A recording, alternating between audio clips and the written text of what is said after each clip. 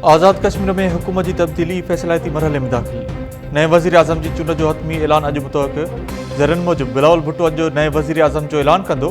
चौधरी लतीफ़ अकबर और चौधरी यासीन मज़बूत उम्मीदवार।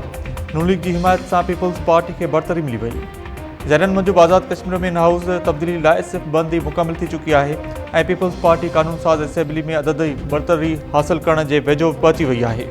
नून लीग पीपल्स पार्टी के बेतमादी वाली तहरीक की हिमायत कंदे हुकूमत जो हिस्सो न बणजण जो फैसलो करे छॾियो। ज़रन मूजिब सदर आसिफ अली ज़रदारी से मुलाकात बाद नून लीग के वफ़द बेतमादी की हिमायत लाइ ग्रीन सिग्नल ॾेई छॾियो है। गुज़िरियल ॾींहुं ऐवान सदर में सदर आसिफ अली ज़रदारी से मुलाकात बाद राणा सनाउल्लाह मीडिया ॾाढो वाज़ह कयो हो त नून लीग बेतमादी रिथ की हिमायत कंदी पर हुकूमत में शामिल न थींदी।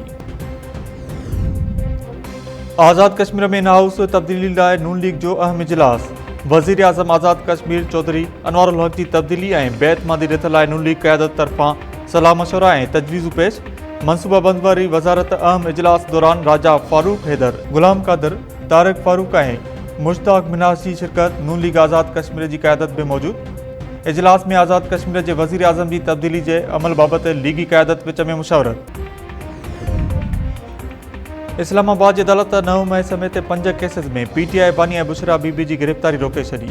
डिस्ट्रिक्ट एंड सेशन कोर्ट में जज फजल मजूका 9 मई समेत 5 केसेस की बुधणी कई। अदालत PTI बानी और बुशरा बीबी की गिरफ्तारी का अगु ज़मानत में वाद कंदे 25 नवंबर ताईं ॼाणायल केसेस में बिन्ही की गिरफ्तारी रोके छड़ी। अदालत ईंदड़ बुधणी ते PTI बानी के अदालत में या वीडियो लिंक जरिए पेश थियण की हिदायत कंदे ज़मानत दरख्वास्तुन ते बुधणी 25 नवंबर ताईं मुलतवी करे छड़ी।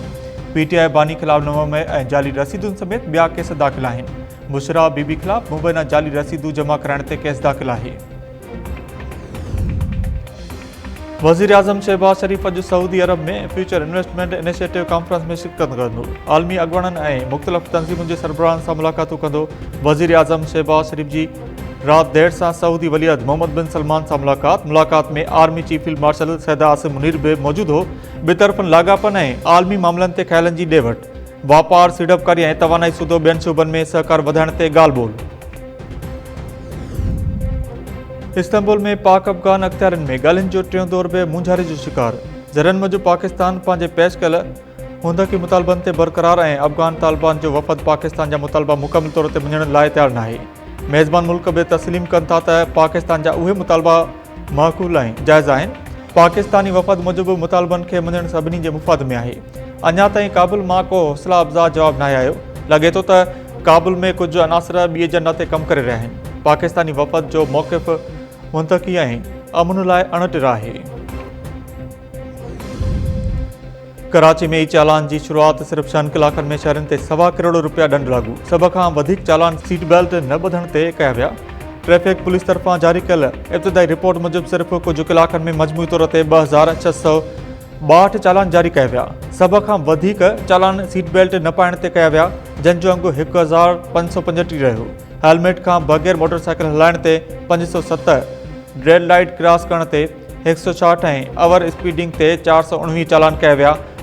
स्टॉप लाइन की भंजकड़ी जा 4, कारन शीशन जा 7, गलत पार्किंग जा 5, नो पार्किंग जोन में गाड़ी बीहारण जा 5 और मोबाइल फोन के इस्तेमाल ते 32 चालान जारी। रॉन्ग वे ते ड्राइविंग जा 3 और लैंडलाइन की भंजकड़ी ते 3 चालान कया विया।